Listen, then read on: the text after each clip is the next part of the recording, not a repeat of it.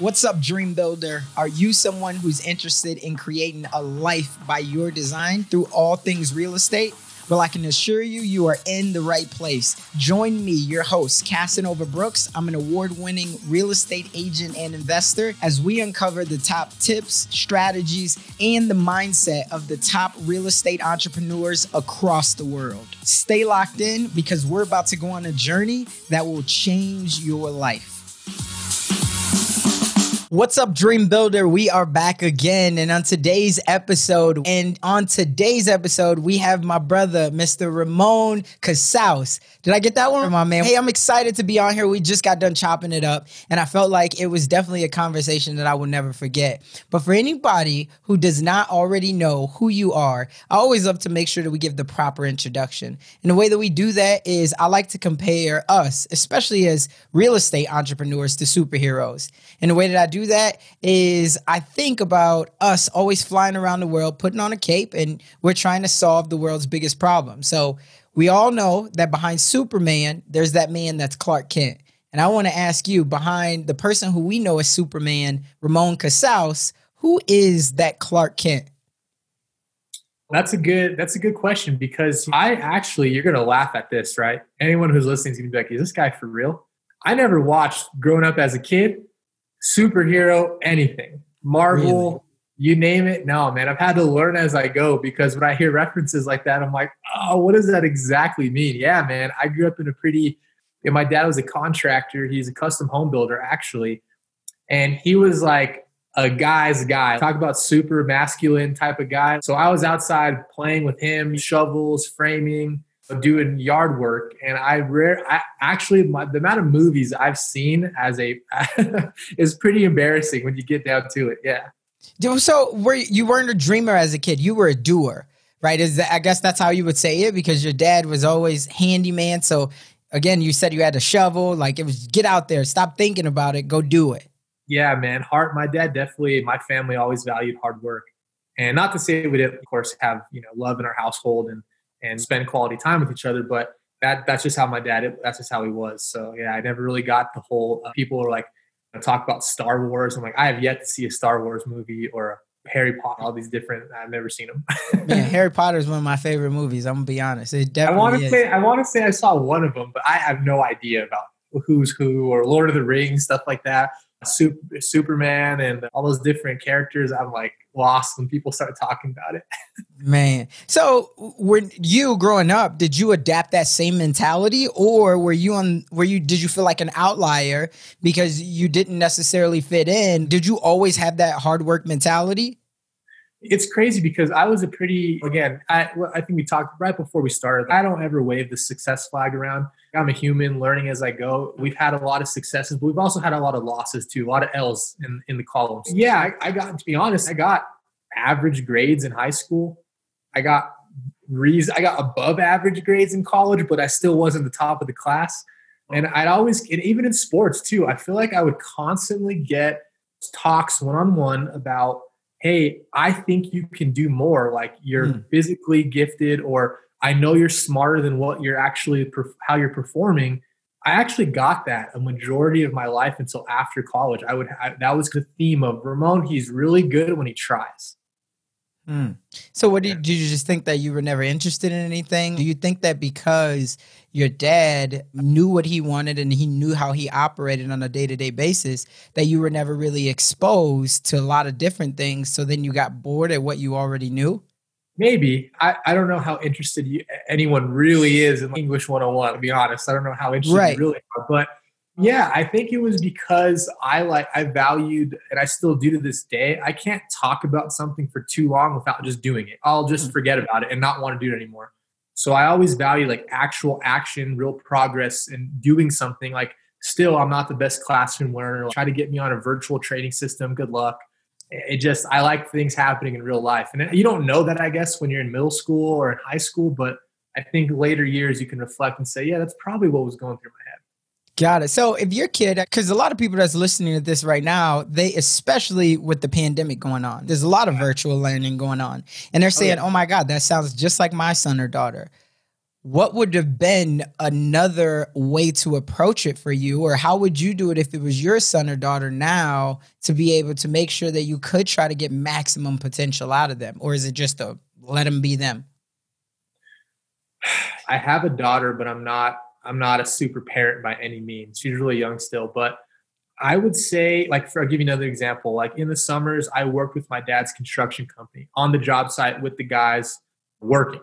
My mom, before Walmart and before these different Target had these school supplies already prepackaged, that's what our business was. So during the summers, before school would start, I was in the warehouse packaging the school supplies that we'd lift one by one into the back of a dump truck and take them over to the school and drop them off and sell them to the school.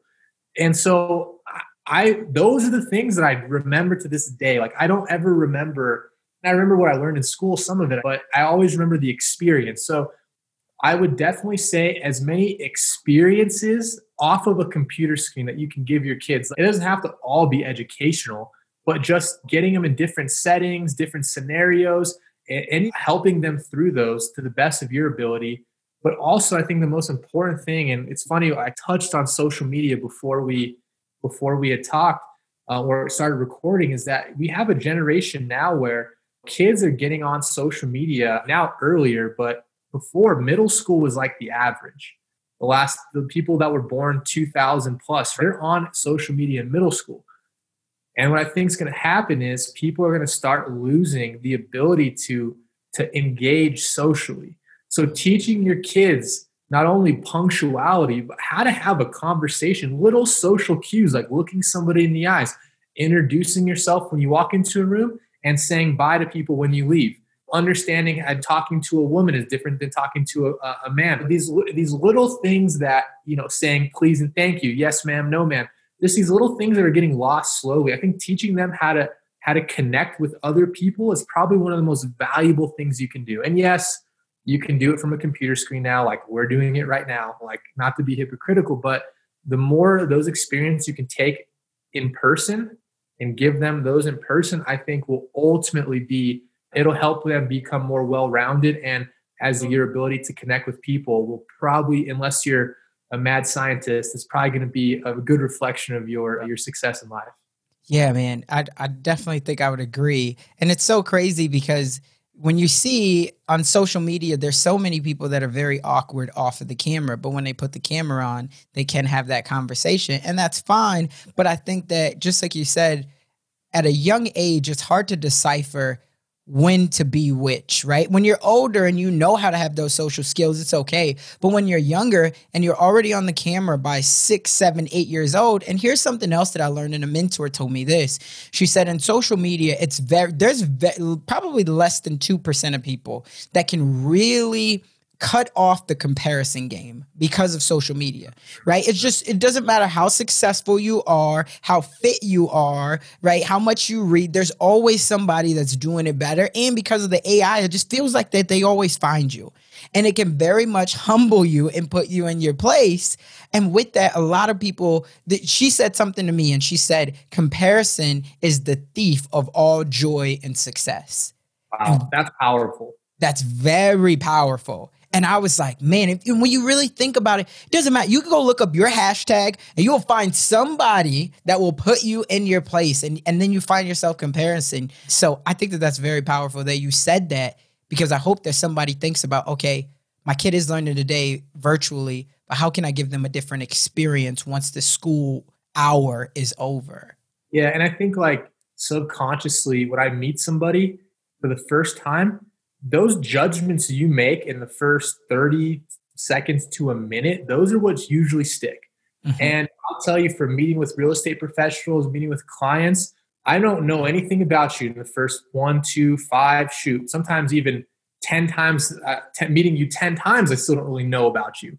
But I'm making a judgment in that first 60 seconds on how you interact with me. And that's usually what sticks. So first impressions are really hard to go back on. And teaching your kids how to connect with people and do it at a high level. Obviously, when you're a little kid, you can't teach them to connect at a high level. But I remember messing up in a social setting, and my dad, when we were leaving, saying, "Hey, you never do that again, where you walk into a room and you don't go shake everyone's hand and introduce yourself. Like, that was a big deal. Like, he wouldn't get mad at a lot of things, but stuff like that, he'd get pissed about.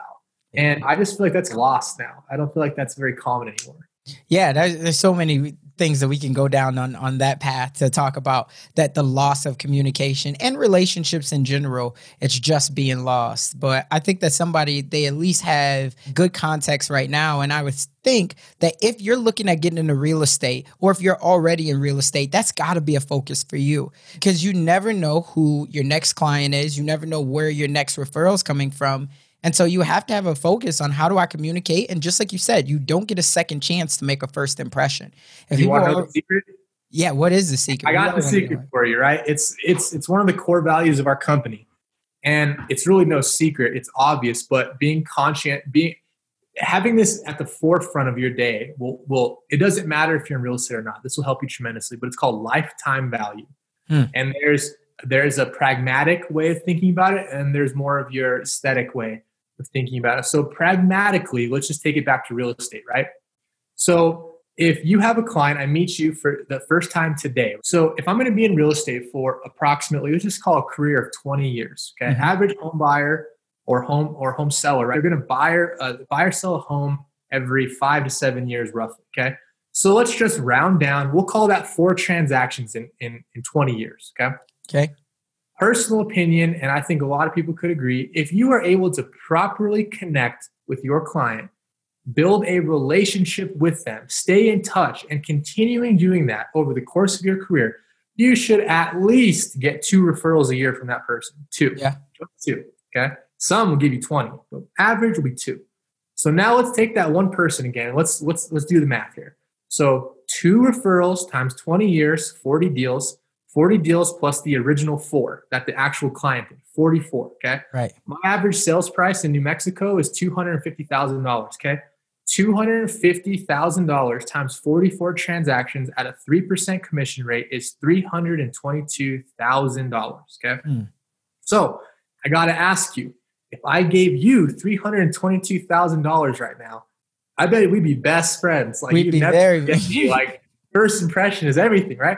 So what I'm saying is that it's not about looking at a person and saying, oh, there's a dollar amount over their head. This is what they're worth to me. No, it's saying treat them as if they just handed you that check for $322,000, because the reality is that could happen, not today, but in the course of 20 years. And so in real estate, you have this, and a lot of sales businesses, you have this lead blinders. They're on, okay? Because everybody loves the word lead. Lead, I need leads here. I need lead.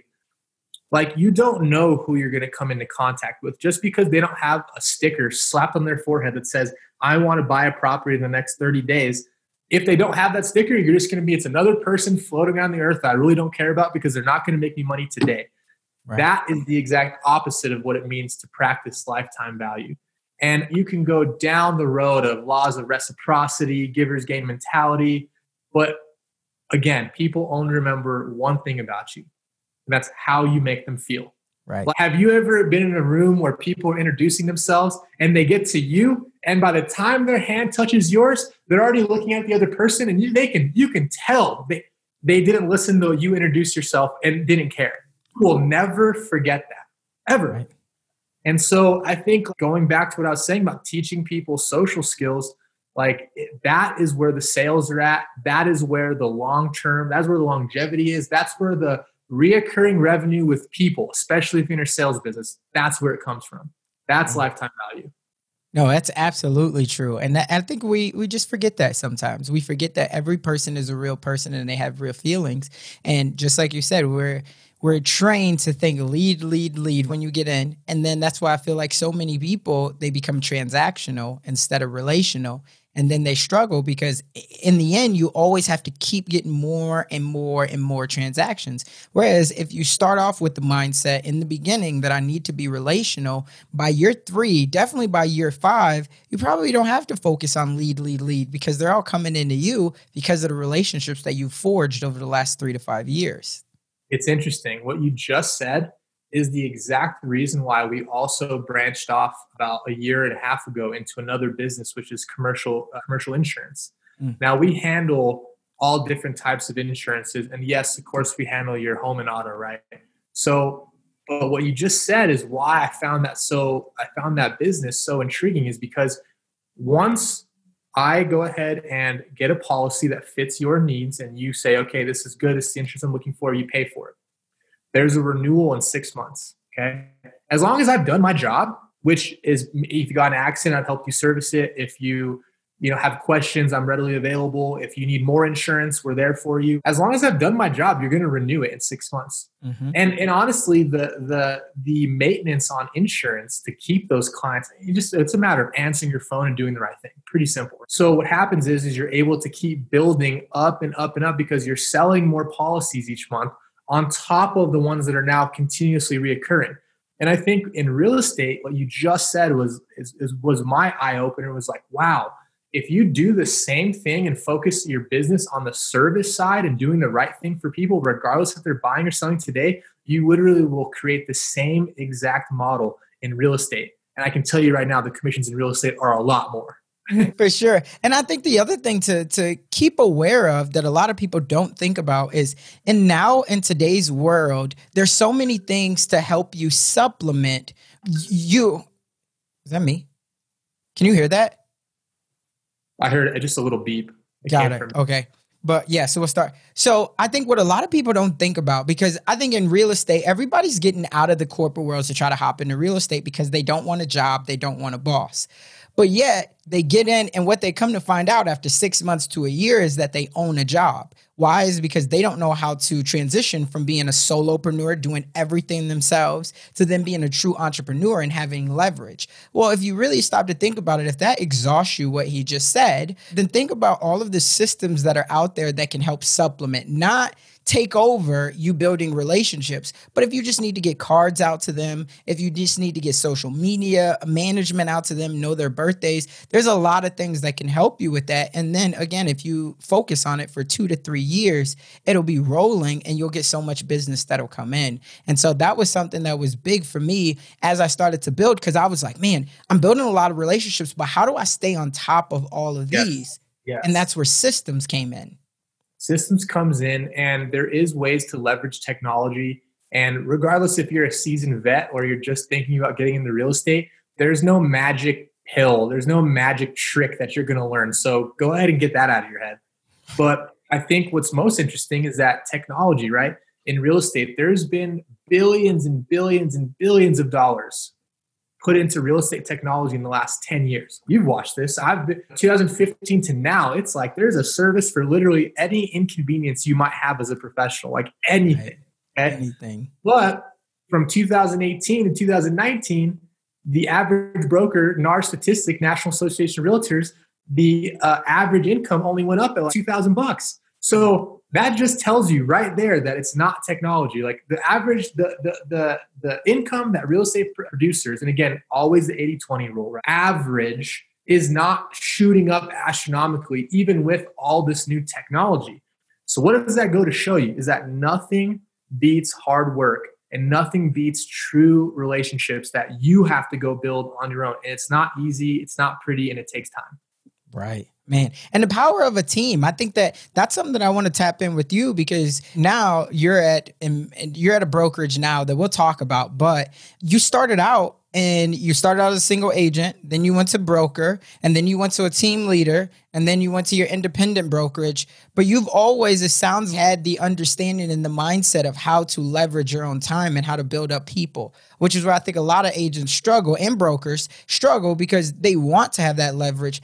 Was it for you? Because, and the reason why I think this is important is because you talked about getting things done in the beginning. When you're in construction, a lot of the times it's, I'm going to do it. We're enough talking about it. Let me go do it. How did you have that flip of the switch to say, no, I need to get other people so I can empower them so I don't have to do everything? Okay. Yeah, that's a great question. So I think while selling real estate, and this is not a shot at anybody, or everyone has their own definition of what they want their life to look like, but I know for me, putting up an open house sign at, man, I want to say 40 years old plus, but I'd say even like 35 was just something I didn't want to do. And like, while I was making great money, as a real estate broker, my first couple of years, I was right out of college, like 23 years old. I was like, wow, this is unreal. I never felt like I really had a career though. Like I sold real estate, but I didn't really feel like it was a business. And I've always had a business mindset. I don't know if that's coming from a dad who owns a business or having family ventures we did as a kid, but I always it's not really a business. I'm doing all the work, right? It's just not, it's a business runs without you. A true business does. And so what I did was I knew that was how I felt. And instead of continuing along those lines, I made sure and saved as much money as I possibly could. And I put myself in a financial position where I was able to actually start a business with employees and with people that I could use to leverage my time so I could focus at what I'm good at. And that's how that's where that switch went off, is that I always want to be a business owner because I know that business owners can leverage their time, and your time is the most valuable asset you have. And while real estate was great and all, I just couldn't see myself doing it. The actual transactional, having to hit 100 homes, 200 homes every single year for 10, 20 years, you might not make it. You might not. They say there's a couple quotes that came to mind. Well, first was when I first got into the business, I think it was Mike Ferry, and somebody quoted Mike Ferry. And he said that if you don't have an assistant, you are the assistant. Right. Yes. So you have to find a way to leverage, and many people, they don't. And then the second thing, and this has become a lot more popularized, I think over the last year or two, but they say that real estate agents don't retire. They just die. And because you're just constantly on that hamster wheel. And just like you said, every year you're fighting for 40, 50, 60, whether that's the recognition, whether your lifestyle is too expensive, and you just don't have a way to ever get off, because now you're like, who else is going to pay for my kids' college? Who else is going to pay for this home? I can't get foreclosed on. Everybody will think that I'm a fraud. It's because you never put up the right systems and put the right people in place for you to be able to remove yourself. And I think it comes with intentionality, which is what I heard you say from the beginning. Yeah, no, definitely. And I think I feel more in control now than I've ever felt control before. And it was definitely a financial sacrifice that not everyone can make. Like, I understand when you have kids and a family and have a lifestyle you maintain, I understand all of that, and I don't think you should ever put your family's well-being at risk, right, unless you absolutely need to. Obviously, you'd like to avoid that. But for any of the younger real estate professionals out there that are listening to this, and I say young just relative to the time you've been in the business, not you have to be 20 or 30 years old, just time in real estate. If you're under that 2-year mark and what I said resonated with you at all, I would say you have to practice being financially fit. You don't just become financially fit one day. And I'm not the most financially fit person by any means. I've had my learning experiences, for sure. We all have, for sure. Oh man, gosh, if I could go back and change some things around. But the point I'm making is that you don't have the opportunity unless you have the cash. If you want to build that business, but you can't rub 10 grand together, that's a problem. You're making good money, but what happens is other opportunities will be put right in front of you as a real estate professional. Like, the world's yours. You're an entrepreneur. But if you don't have the capital and you don't have the discipline to be able to make those investments and take those calculated risks, then you're going to have to pass them up. And that's not something you want to do, especially if what I'm saying resonates with you. That'd be my number one advice, is just wait on the new truck, wait on the new house, wait on the boat, wait on the Rolex, all the temptations we all have. Spending money in the clubs. I've been there and done that. Stupid. Wait on it. Trust me. The feeling of financial freedom and the feeling of, I wouldn't say it's not comfort, but confidence in your financial capabilities is worth more than any of those instant gratifications are going to feel. That's very, very powerful. And we get some sort of this all the time. We talk about it. A week ago, I had Danny Morell on the show. Danny Morell. I've heard of it. Yeah. So big real estate coach, had Danny Morell on the show, and he was talking about all the things that he had in his younger days in real estate as well, similar to you. My question to him, and I'll ask this to you as well, though, but for somebody who's a young entrepreneur right now, young real estate professional, and they're saying, okay, that's great, but at least you, Ramon, you got to experience it. For me, I want to experience it. It's easy for you to have that conviction now to say, hey, let's wait, because you did it.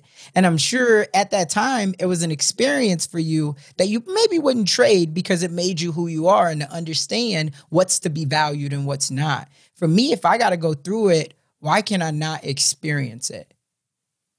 It's a great question. Number one, I have no reason to say something that's not true. So I can tell you right now, when you spend that money that you didn't need to spend, I can tell you it hurts. And yeah, it hurts as in you won't do it again, but you don't have to. You can believe me. I'm telling you, it hurts. Listen to what I'm saying. You don't have to go do it yourself. Now, if you want to, because you want the full effect, by all means, have fun. At least invest in something that could potentially appreciate. So do your research on your watches. That's all I'll say. Yeah, I guess you have to a level experience it, but isn't that what the reason why we bring this content to light, right? The reason why we have these perspectives, and the reason why, in my opinion, I like to get off the social media highlight reel and talk about real things that real people go through. The whole reason we do this is for other people to not make the same mistakes. So if you're listening to this, and I'm not saying you're wrong, if this is what you do, but if you're listening to this and then go do exactly what I just said, don't go do, like, why are you even listening to it? I honestly, if you're not going to listen to things that interest you or that you want to practice and then not go practice it, why are you even listening? I just put that on my social media, and it said, it was one of the best quotes that I've ever heard. And it says, a smart man learns from his own mistakes. A wise man learns from the mistakes of others. And so there's so much content out there, so many people that have already, it's just like having your own kid. If you're listening at this, even if you're a young professional and you just had your first child, trust me, you've been through a lot of things already that when you have your child, boy or girl, you're going to tell them, listen, don't do this, because here's what could happen. If you still do it, okay, but I tell my son that all the time. Like, don't say I didn't warn you. If you got to go through it, that's fine, but don't say I didn't warn you. And then when it happens, it's like, my grandma used to always say to me, you don't believe doo-doo stink. You got to go there and smell it. That's what she used to always say to me. But yeah, man. So I hope somebody's listening and they take heed to that advice as well, because I 1,000% agree with it. There's so many things. And if you are going to invest because you want the experience of the lifestyle, at least invest into something that can at least get a couple assets before you go start to invest into liabilities and burn cash. I would agree with that 1,000%. Now, let's talk about one of the biggest things that you've done in the last 6 months, which is you've spent the last 6 years building up your real estate team. Am I right? Yeah. I got into real estate officially at the beginning of 2016. So I guess, what's that, 4 total? 4 years. Wow. 4 years. And yeah, going on, you said at the beginning of 16? Yeah, so 16, 17, 18, 19, and now 20. So we're getting to 5. We're getting into 5, right? So you spent this time building it up, and now you get a call and someone says, hey, you know what? I think that you should let go of your independent brokerage and you should join us. Talk to me about what was that conversation like in the beginning, and why did you make the decision? Sure. Actually, it's the opposite way around. I made the phone call. And I knew exactly who I wanted to talk to, and I knew what my intentions were. Now, let's back up on that, because a lot of people, they don't even want to. Why did you make that phone call? What did you hear that even flipped the switch for you? Okay. So I'll back up to a conversation we were having about 6 months prior to that phone call. Okay. And I love our company, our culture, our brand. And the cool thing is that all of it is still completely intact. Okay. Now, this opportunity was presented to me about almost 2.5 years ago prior. And I don't think that I personally and our business had a strong enough foundation to go move it. Like, you can't move something that's already shaky, right? It's going to fall apart. So I don't feel like, one, as an organization, I was where I wanted to be yet. But also the person I was talking to, I'll be honest with you, man, it seemed very one-sided. I see what's in it for you, but what's in it for me? And they really bring that full circle. So that was a problem for me. I'm like, you can't make it make sense. Do you even know what you're trying to pitch me on? You know what you're trying to present? And I don't think they did, to be honest with you.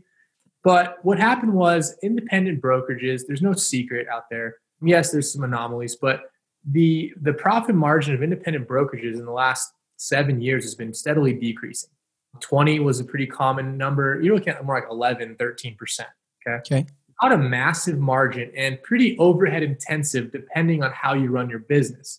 I mean, if you're trying to compete, well, you're putting more force behind it, and that means more capital. Right. So usually. what we looked at is, okay, what are we really good at and what makes our brand unique from others? So I would say it's our sales, our sales culture, our training, and then our systems. Those are, and we also have an in-house marketing, in-house media center. So our marketing and branding too is very unique. The way we do it with our brokers is a little bit different from what people see. So we're like, okay, what if we bundled this up, right, in a little package? And instead of our small pond here in New Mexico of Albuquerque, our MLS system, our MLS community, 6,000 members maybe? What if we had access to all 1.4 million National Association of Realtor members, NAR members? Okay.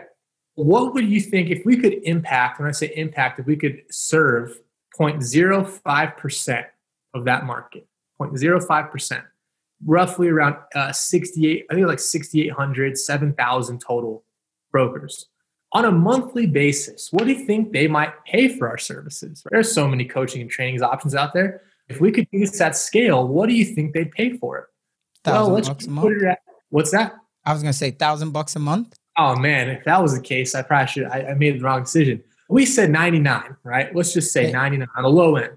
When you do 99 times 6,800, you get a pretty big number without increasing your overhead.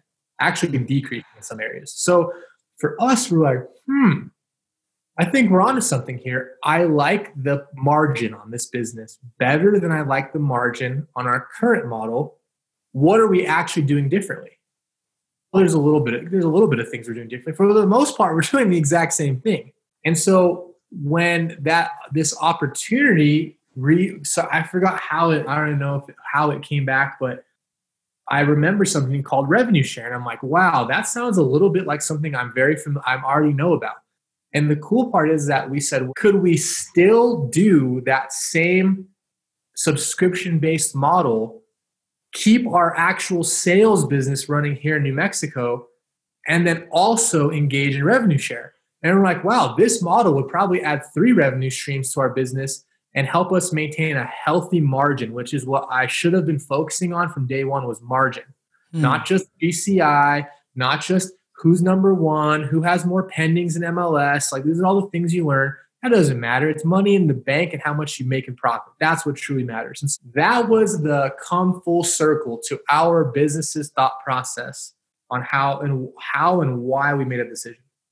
Wow. And for a lot of people that are listening at that, hopefully, even if you're not a broker, that you heard what he said, that what really matters is the money in the bank and your net profit. Because when you first get into real estate, that's all everybody's talking about is your GCI, how many homes you sold, what's the volume that you did, and your transactions. But at the end of the day, so many brokers and even agents are not bringing home anything because they're investing $5,000 to $7,000 a month in Zillow, and they don't understand MSAs, and then they have their team and they're paying too much for their office already. There's so many other things that go into your profit.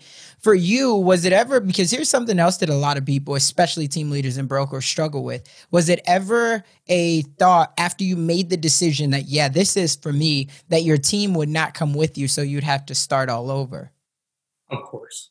I am the way, me and my business partner, Alex, we're both like the worst doomsday guys ever. I will think of the worst possible scenario, but you know what? There comes a bit of confidence that we're like, hey man, but guess what? If me and you had to start this thing all over again, so be it.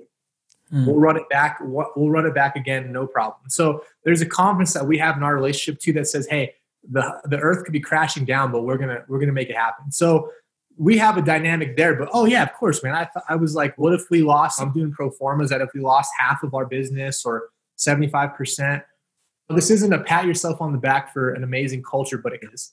That's what the number one question was. And we maintained 100% from our transition. We didn't lose one person. Actually, we did lose one person who he's not really lost. Like we still work with him. We'll get him down the road. We lost one. And he was out of state. He was out of town and out of state with our organization. But yeah, you look at what could possibly happen. And then what does happen is people, their biggest concern, our real estate brokers, their biggest concern was we're still like Rock Real Estate Partners, right? Like we're still like who we are. And it was like, yeah, of course, nothing changes. Like our office, our branding, our culture, it all stays the same. Oh, okay. Well, yeah, I'm cool with it. That's what like 90% of the responses were. And I thought that was amazing. And I think that, take note if you're listening to this, that yeah, the numbers do matter always. You have to make profitable systems for your people, right? Now you can't give the money away to them, but you can set them up in a system that allows them to go earn what they deserve to earn. But also remember the psychological and the social aspect of your organization. Like, you might be one person, but guess what? You are a brand. You might have two people. You're a leader and you're building a brand. Like, that is more powerful than any independent contractor agreement. It's more powerful than any financial model of what brokerage or what team you're on. Just know that's the true glue in what keeps you who you are and keeps people with you. No, I would definitely agree. You brought up the word systems. Since you've come over now, did your systems decrease, right? Are you able to leverage the systems that you're getting now? And for anybody who doesn't know, I don't know if we've even mentioned it. You're at EXP now. Did we mention the name? I don't think we did, no. So our organization, Rock Real Estate Partners, has now merged with eXp Realty. eXp Realty is a national and international, technically independent company. And so systems wise, we were pretty, and I don't know how, because I know other independent brokerage owners, I know really good ones, and I know others that I don't really care for what they do. I don't know if we had just a different mentality, but I would go travel across the country and I'd go meet independent brokers and the ones that were open, and they would share their models and systems. So I would say we are a little bit on the advanced side of the spectrum. Like, we already had a technology package. We already had different financial incentives. We already had a training system. So we had a lot of things. But again, going back to my comment about margin, in order to keep growing, I had to keep creating more and more and more and bigger and bigger and bigger. So now there's like economies of scale. Like, at some point we just merge what we're already doing with something that's already built that can hold and maintain our growth. It doesn't have to be us focusing on all the systems and processes. It's already there. Now, do you need it today? Maybe not. But will you in the future? If you're growing, yes, you will. And it's already there waiting for you for when you're ready. Man, that's so powerful. And I think that a lot of people, they underestimate the power of, just like you said, the economy of scale. When you have someone has basically one corporate account that's at 35,000, I don't want to compare it to a Facebook or something like that, because there's even bigger real estate companies out there. But you have a lot of leverage on what you can provide for your agents when you go to anybody who creates a technology and you say, hey, if you partner with us, not only do you get us, but you also get 35,000 other people that we can provide your service to. And if you're talking, like you said, $99 a month, $50 a month, or whatever that price is, for any business owner, it's hard to not think that you can add tremendous value and be compensated pretty well for it. Yeah, definitely. EXP it's simple as this. It's a track that's already laid, and now you get to run on it. Instead of running and then having to stop and build out the rest of the track, then keep running, then build out the rest of the track, and then keep running. I've done this for 4 years. This is exactly what we do. We go through these major bursts. Then we're not too big because we're pretty smart about watching what are the things we're going to need once we hit this number or this many transactions, this many sales. Build it out again. You go dark for a couple months, building. You go in the lab, and then you do it again. And it's funny because we've changed, like, our company and our admin team. They're already used to it now. But gosh, the amount of times we've changed CRM systems, changed accounting methods, changed training systems. They're just like, oh my God, this guy changes something every 6 months, but you have to. But not having that burden, I wouldn't say it's a burden, but not having to put that energy and effort into that side and focus on the profitability, it's a win-win. The last thing that I want to ask you about on this particular subject is one of the feedback or pushbacks that I've heard a lot and people have had since EXP really started to grow exponentially is that it's a recruiting company. You guys don't sell a lot of real estate. Did you ever have that mindset when you were first approached to buy it? Yeah, I definitely did. The guys who were talking to us, like, it was evident that that's all they were in for. And I understand, obviously, you're being compensated financially, but I didn't like the way that came off very much. It came off as a little condescending. Hey, look what we're doing. You'd be dumb to not do this. And I'm like, and that's one quick way to get me to shut down is tell me that I'm not smart for what I'm doing currently. Sales 101. Never insult the customer. But Yeah, the biggest pushback in the recruiting was a topic, but this is what I look at. Our business was already 90% referred at 50 agents. Like our people we brought in already came from our brokers that were with us internally. So what's the difference outside of they just get paid more for it now? That was my thought process. Right. And we make it very clear, hey, you do not have to recruit. It's not a requirement. That's not like a checkbox you got to be checking every day. But hey, if you want to, by all means, this is what you're going to get paid. And when you run the revenue share calculators and you run these different things, it makes sense. Now, what we did that, again, I don't know how other people run. I mean, you're like the second or third person I've connected with in a conversation about EXP outside of the group that I was approached by or that I ended up partnering with. But we hired a completely in-house director of expansion. So he runs all the webinars. He has our book of benefits, our offering. He knows the offering inside and out. He's in all of our meetings. And so the way we look at it is conceptually is we are the table setters. Now, if you want to go be an inviter, then go be an inviter. You don't have to know the offering backwards and forwards. You don't have to learn about recruitment. You don't have to set up these own systems. Like you literally just have to send them this link or send us their name and phone number and we'll take care of the rest and we'll make sure that you're compensated for it. Thank you very much. So we try to make it as easy as possible for our agents. So it's not like this daunting task. It's like, yeah, just send the director of recruitment an email with the name and number. And if the person signs and comes on, then great. I love it, man. So again, that goes back to understanding the power of leverage, the power of systems. You don't have to do everything because at the end of the day, yes, you can say you guys are just a company of recruiters. But what I learned early on and what helped to shift my mindset was to understand that there's all of the money. You only get paid as a broker or even as a team leader to do one of two things. One, more sales, or two, more people. Everything else at the end of the day is not where the money's made. And so for you that are thinking, yeah, but I got to do everything. How do you ever get off of that hamster wheel? How do you not look at it 15 years from now and you still got to sell 40 to 50 deals a year? That's such a good question. Again, I think it goes back to practicing being financially fit and understanding, like I've been there where you're making so many commissions and it's all stacked in one account and you're kind of like using it for your personal, but then you're using it for your business and you're lost. Like you got to change that. And it's not like this, you're not going to have some, spiritual moment that's going to speak to you and all of a sudden you're going to be this financial wizard. Like you have to practice it. Like getting a good accountant was one of my best decisions. It saved me thousands and thousands and thousands of dollars. And when I go spend money, I'm not worried about it anymore. I know, hey, this is pushing the limits or this is within the limits. So with leverage, I would look at your day-to-day today, and you have to understand before you even hire somebody ever, you have to make sure you're truly finding inefficiencies in your day or inefficiencies in your actual workflow. So discipline equals freedom. Contrary to popular belief, the more discipline you have, the more freedom you will have in a variety of ways.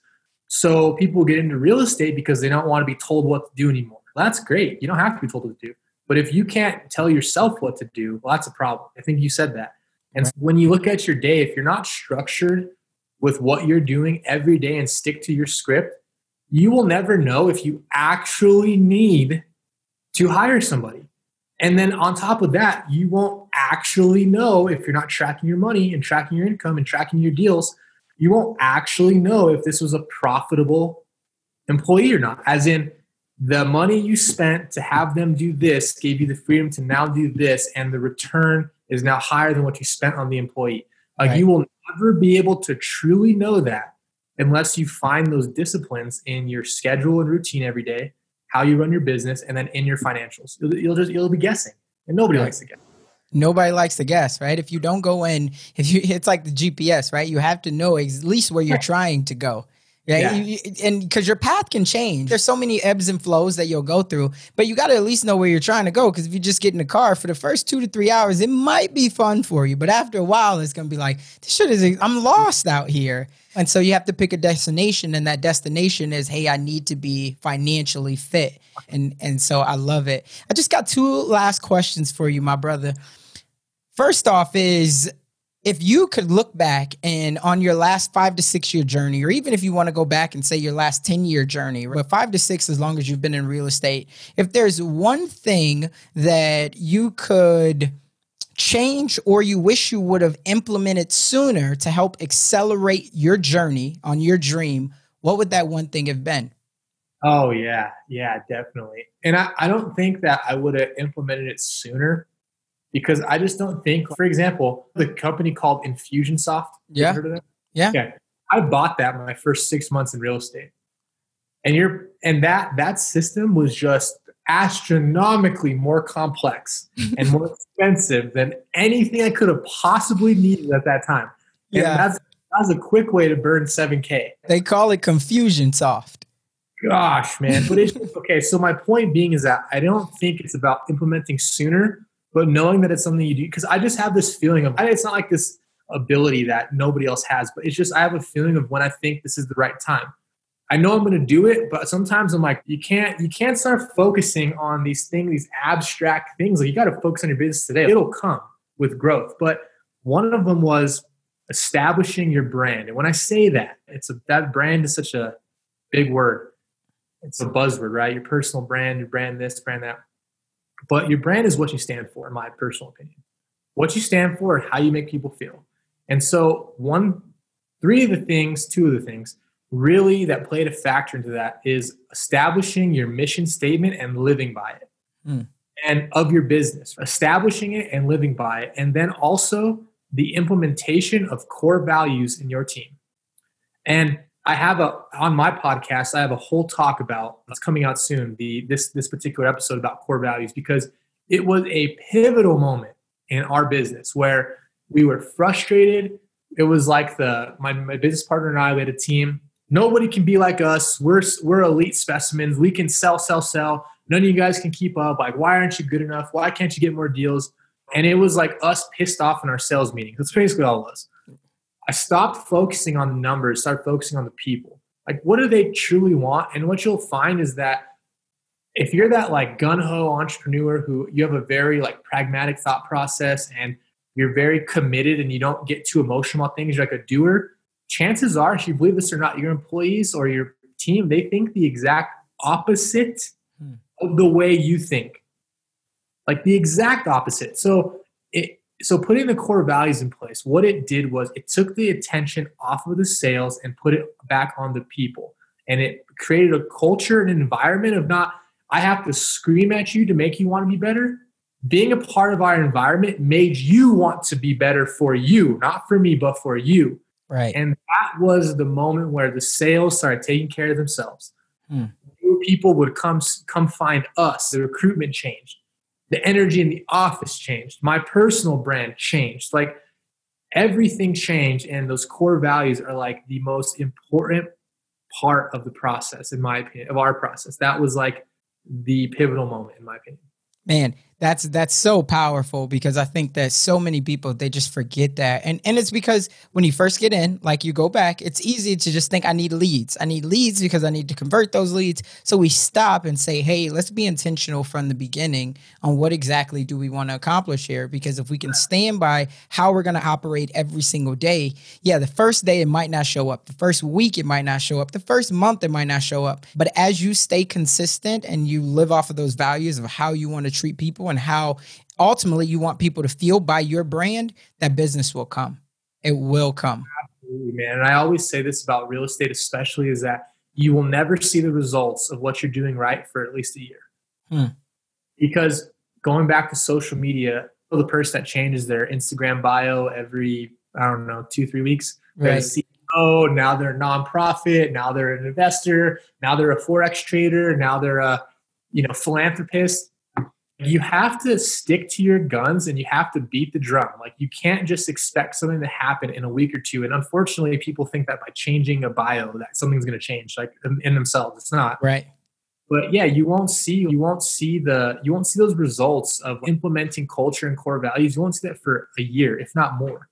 But I think that it's this instant gratification culture and mindset. You have to get out of that race and know that whatever you stand for, people trust somebody that they know what they stand for. Now, you don't have to like what they stand for. There's many scenarios, not politicians, what they stand for. You might not like it, but at least you can trust there's some consistency. You may not like it, you might disagree with it, but at least there's more trust in that than knowing, like, I don't really know who this guy is or what he's about. He changes it all the time. It's like, I don't know about that. At least here, I know what I'm going to get. And with people, think about it. If you're running a brokerage or a team, people are hanging their license. The way they feed their family, they're putting that trust in you, whether you know it or not. So for you to be wishy-washy with them, that's a great way for someone to either, one, not even consider working with you, but two, figure that out pretty quick and leave. Yeah, I think that hit it spot on. That's a whole nugget in itself. And just like the president, I'm be honest, I'm not a fan of him, especially from a humanitarian standpoint. But we know who he is. He's transparent and he's very consistent. And if you are, regardless if people like it or not, you're going to create your own tribe. And that tribe for you, they're going to resonate with you and they're going to stay loyal to you and they're going to give you that business. It's clear as day. We're seeing it right now. So I think that if nothing else that they've taken note of in this amazing episode that we've done today, hopefully they at least take that to be authentic, be consistent, and be transparent, and the business will come. You know? Yeah, man. Find the highest peak and wave your flag around and do it every single day. Over and over. Watch what happens. Man, so the last question that I have for you is, there's somebody out there that's in real estate or maybe just about to get into real estate, and they love your story, they love your path, and they want to blaze a path similar to yours, but they have that little voice in their head. That little voice says that they're not smart enough, they're not strong enough, or maybe they just don't have enough resources. What's the one thing that you would say to that person to get them to just take action? I would say that, and this was actually funny that, and I'm not trying to come off as mean or anything or not emotional, but I asked this question to somebody before and they said, because I hope you don't. And what they meant by that is competition is cruel. Like, people are out there to make their living and build their business. And they actually hope that people like you who's on the fence, they hope you just stay on the fence and they don't ever take forward, because that means that guys like us, people who are taking action, and you don't have to hit a grand slam every day. You got to show up and keep doing the work. We are going to get further ahead with the more people that sit on the couch. So with now knowing that information, use that as motivation, is that people want you to not get up and go work and build something for yourself. So by knowing that, the only other option is going to do it, because you already know what the alternative is. You're going to sit exactly where you're at and you're going to keep watching other people succeed at a high level. So just know that it makes difference. It doesn't make a difference to anybody what you do, but you got to want to do it for yourself. And guess what? We all have insecurities. We all have vulnerabilities. We've all said stupid shit. We've all messed up on the worst level. We've all done things we're not proud of by any means. And it's not fake it till you make it. It's show up, do the work, learn, be consistent, and keep doing it day in and day out, and the results will come. And at the end of the day, nobody thinks about you as much as you think about you. Remember that. So if people think, oh, what's so-and-so going to think of? You didn't even cross so-and-so's mind today. So what does it make a difference? You're losing a battle in between your own head. In your own head, you're not. That's where you're losing the battle at. It's not your business or your skill set, your resources. You're losing the battle in your own head. Yeah, man. One of my buddies, a good mentor and buddy of mine, he always says, if you're in your head, you're losing bread.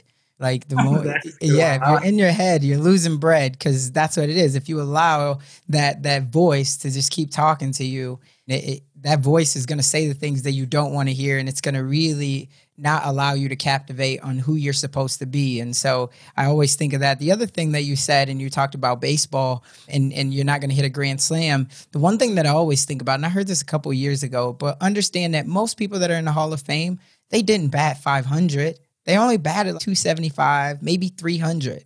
So when you think about that, that means they only got 3 out of every 10. Yeah. We always want to be 100, like this one time, this one, it's got to work or everything's, it's like, no, you still got 9 other tries. And out of those, you only got to get 3 of them right.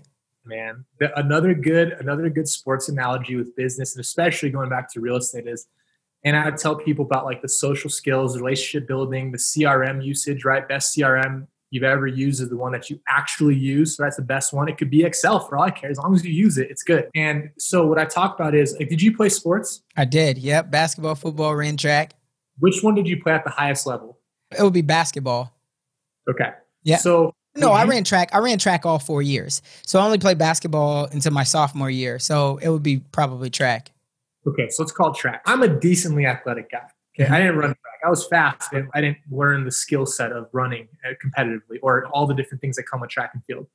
But what happens is me and you get on the track, right? And I'm an athletic guy, and I can get by with maybe C team competition. I could get by with JV. Like, I'm an athletic guy. I can maybe even get by in varsity depending on my athletic abilities.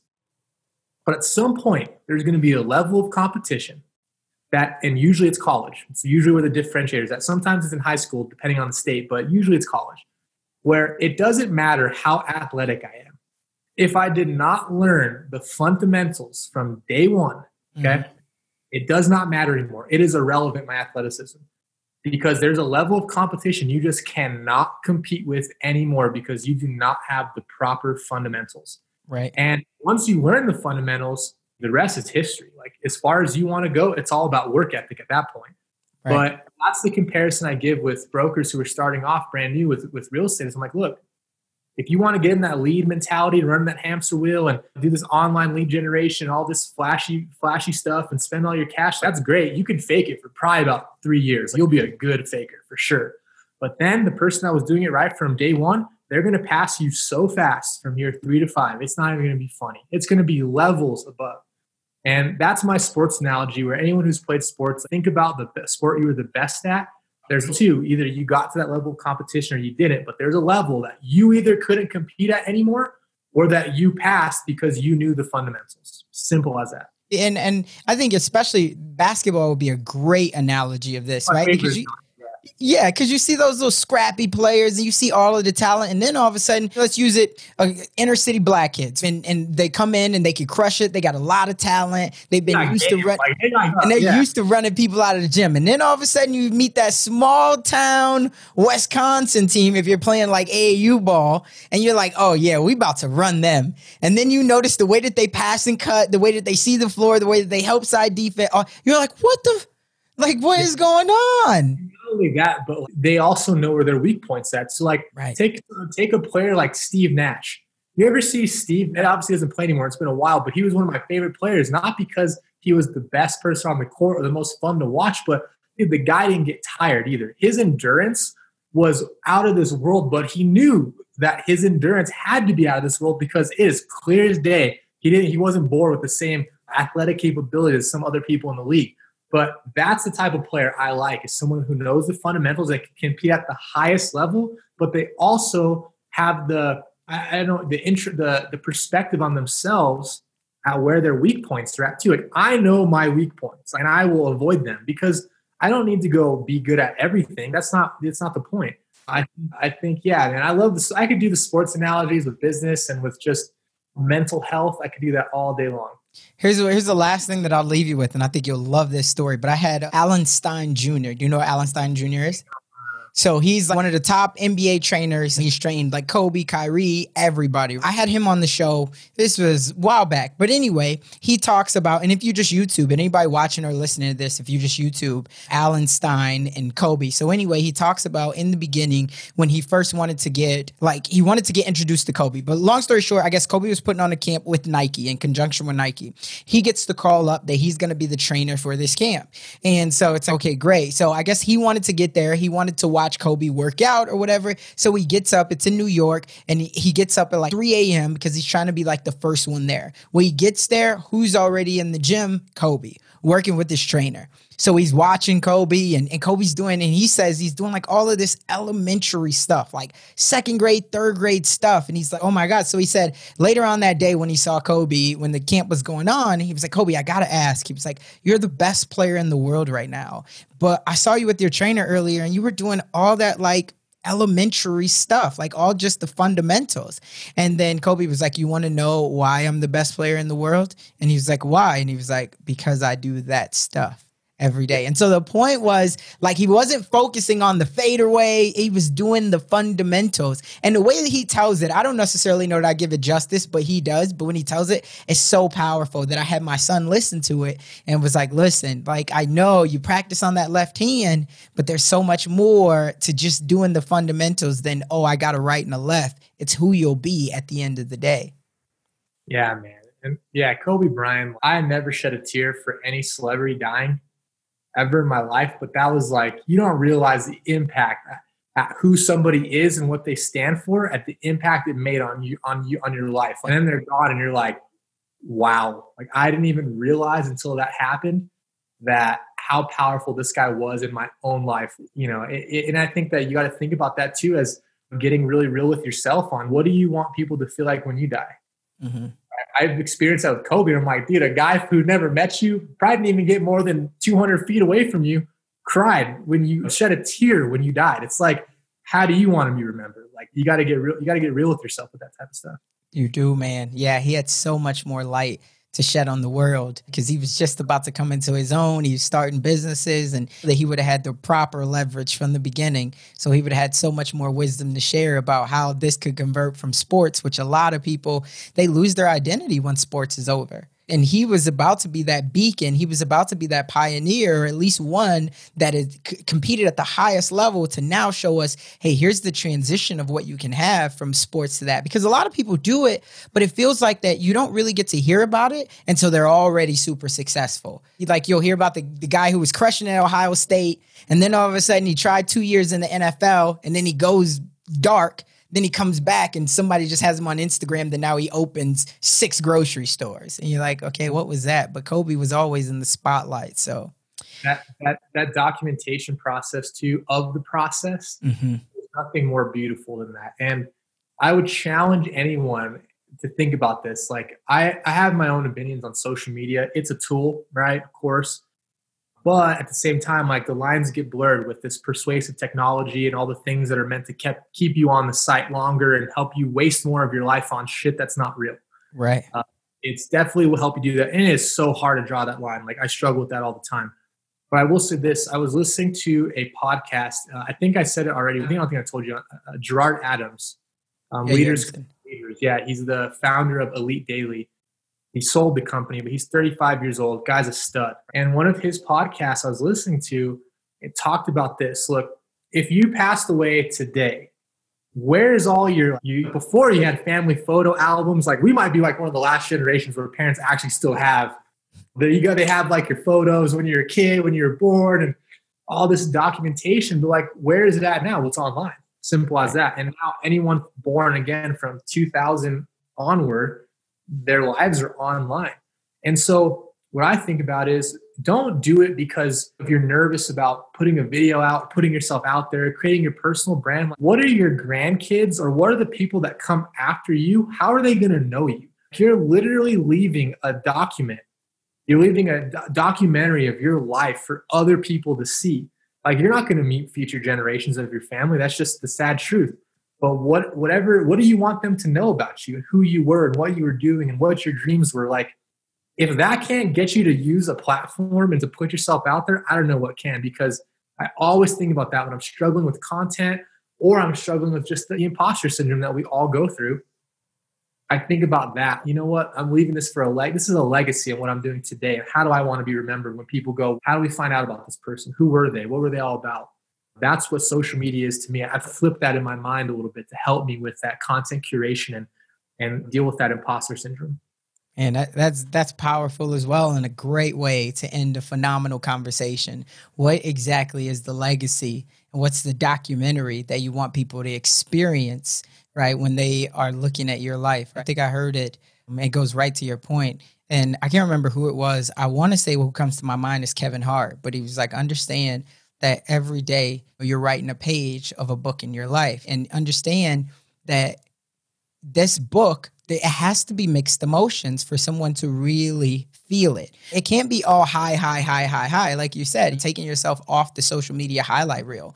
It has to be ebbs and flows. It has to be, it's the thriller. It's the suspense. It's all of that. It's, oh my God, is Ramon going to be able to come back from that? Oh my. But then he comes back and it's, yeah. And so all of those, but at the end, what did you want them to experience once that book is done, right? Once your time is up, is it like, damn, I wish he would have, because that could have been special?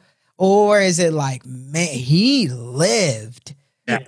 So what's that experience? Like, that's what you got to think about. Well, man, this has been, again, an amazing conversation, and I can't wait to have you back on again.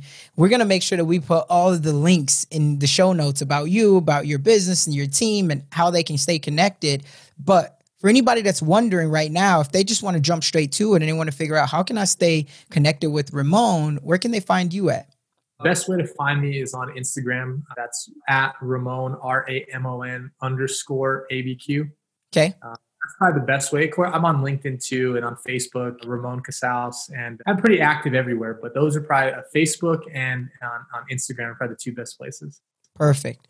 I want to be the first one to kick off the thank you train, my brother. It's been a phenomenal. I keep saying that, but it has been, man. It's been authentic. It's been a lot of good energy. And so this is a conversation that I won't forget for a very long time.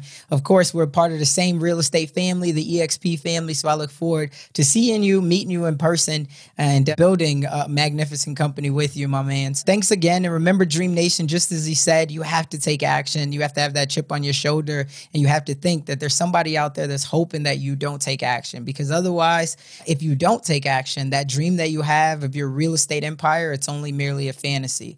That's all we have for this one. We'll catch you on the next one. First, I want to say thank you for allowing me to walk with you on this real estate journey. If you've gotten anything out of this episode, do me a favor and head on over to iTunes if you have access and leave me a review. My whole goal is to make sure that I'm serving you all the right way. You're my tribe. You're who I care about. You're why I do this. So if you want to give me any type of thanks, or if you want to let me know whatever your thoughts or your feelings are from this episode or any other episode that you've listened to, leave me a rating or review. And also, if you're looking for more tips, strategies, and even resources when it comes to leveling up your real estate game, head on over to DreamNationAcademy.com. We have a really cool real estate section there, and it's something that I wish that I would have had when I first got started in real estate. So that's DreamNationAcademy.com. Don't wait. I'll see you on the other side.